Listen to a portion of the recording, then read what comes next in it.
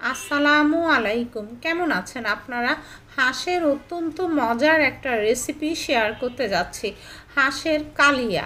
হাঁসের মাংসের এই কালিয়ার রেসিপিটা অনেক বেশি টেস্টি এবং ফ্লেভার অনেক সুন্দর। আশা করি আপনাদের অনেক বেশি ভালো লাগবে। তো সমস্ত উপকরণের পরিমাপ সহই রেসিপিটা একদম পারফেক্টভাবে আপনাদের সাথে শেয়ার করছি। ইনশাল্লাহ আপনারাও ঘরে তৈরি করলে অনেক ভালো টেস্ট পাবেন। সবার প্রথমে আমি হাঁসের মাংস নিয়েছি, এখানে প্রসেস করার পর হয়েছে 1.5 কেজি, 1 কেজি 500 গ্রাম। আমি দেশি হাঁস নিয়েছি বা পাতি হাঁস যাকে বলে, আপনারা অন্য যে কোনো হাঁস দিয়ে এই রেসিপি তৈরি করতে পারবেন। তো হাঁড়িতে আমি 1/4 কাপ তেল দিয়েছি, দারচিনি 2 টুকরা, তেজপাতা 2টা, সবুজ এলাচ 4টা হালকা চিড়ে নিয়েছি, লবঙ্গ 5টা, গোলমরিচ 5টা দিয়ে নেড়ে একটু ভাজি করে নিলাম। এরপর পেঁয়াজ বাটা দিয়ে দিয়েছি, মেজারমেন্ট কাপের 1 কাপ, হালকা নেড়ে এখন আদা বাটা দিচ্ছি 2 টেবিল চামচ, আর রসুন বাটাও দিলাম 2 টেবিল চামচ। একটু ভাজি করে নিচ্ছি। হলুদ গুঁড়া দিয়ে দিচ্ছি 2 চা চামচ, আর লাল মরিচের গুঁড়া দিয়ে দিলাম 1.5 টেবিল চামচ, 1.5 টেবিল স্পুন, অথবা আপনারা আপনাদের স্বাদ অনুযায়ী দিতে পারেন। একটু নেড়ে ভাজি করে নিয়ে এখানে জিরা গুঁড়া দিয়ে দিচ্ছি 2 চা চামচ, ধনে গুঁড়া দিয়ে দিলাম 1 চা চামচ, আর গরম মশলা গুঁড়া দিয়ে দিয়েছি 2 চা চামচ। বাবুর্চি তৈরি এই গরম মশলা গুঁড়ার লিঙ্ক আমি দিয়ে দিয়েছি, যে কোনো রান্নার স্বাদ 10 গুণ বেড়ে যাবে। মেজারমেন্টের কাপের 1 কাপ পানি দিয়ে সমস্ত মশলাটা আমি কভার করে একটু কষিয়ে নিচ্ছি। 2-3 মিনিট পরে তেলের উপর উঠে এসেছে। তো তেল আপনারা চাইলে আরও বেশিও ব্যবহার করতে পারেন। হাঁসের মাংসটা দিয়ে দিলাম, আন্দাজ মতো লবণ দিয়ে ভালো করে মিক্স করে নিচ্ছি। যা বলছিলাম, হাঁস থেকেও কিন্তু অনেক তেল বেরোবে, তারপরও আপনারা যদি আরও বেশি তেল খেতে চান সেক্ষেত্রে প্রথমেই রান্নায় আরও বেশি পরিমাণে তেল দিয়ে নেবেন।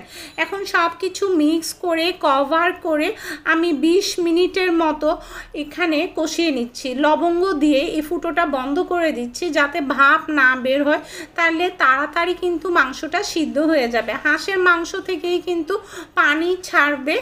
মাঝে মাঝে নেড়ে দিয়েছি অল্প আঁচে 20 মিনিট কষিয়ে নেওয়ার পর হাফ চা চামচ জয়ফল গুঁড়া আর 1/4 চা চামচ জয়ত্রী গুঁড়া দিয়ে এখন মাংসের সাথে মিক্স করে নিচ্ছি। এতে ফ্লেভার আরও অনেক সুন্দর আসবে। মাংস কষানো হয়ে গিয়েছে। এখন আমি চুলায় অলরেডি বলক ওঠার জন্য পানি দিয়ে দিয়েছিলাম। এই বলক ওঠা গরম পানিই আপনারা ব্যবহার করবেন।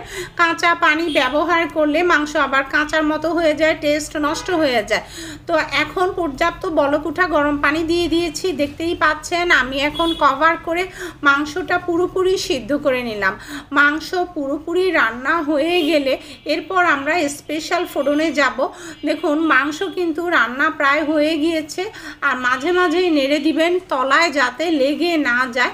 এই পর্যায়ে এখন আমরা ফোড়নে চলে যাব। কালিয়ার আসল টেস্ট আসবে এই স্পেশাল ফোড়নে। এখন 1/4 কাপ তেল দিয়েছি, পেঁয়াজ কুচি দিয়ে দিচ্ছি, হাফ কাপ রসুন কুচি দিলাম 1 টেবিল চামচ। আমি ভাজি করে নিচ্ছি, কিন্তু পুরোপুরি ভাজি করা যাবে না। ভাজি যখন প্রায় হয়ে আসবে এই পর্যায়ে আস্ত মেথি দিয়ে দিলাম 1 চা চামচ। মেথিটা দিয়ে আমি একটু ভাজি করে নিচ্ছি। মেথি দেওয়ার পর ভাজার সময় আগুনের আঁচ একদম কম রাখতে হবে। মেথি ভাজি হয়ে যাওয়ার পর আগুনের আঁচ বন্ধ করে দিয়েছি। ধনিয়া গুঁড়া হাফ চা চামচ, জিরা গুঁড়া 1 চা চামচ, মৌরি বা মিষ্টি জিরা গুঁড়া 1 চা চামচ, আর কালো গোলমরিচ গুঁড়া হাফ চা চামচ দিয়ে নেড়ে এই গরম তেলের মধ্যে এরপর ফোড়নটা দিয়ে দিচ্ছি।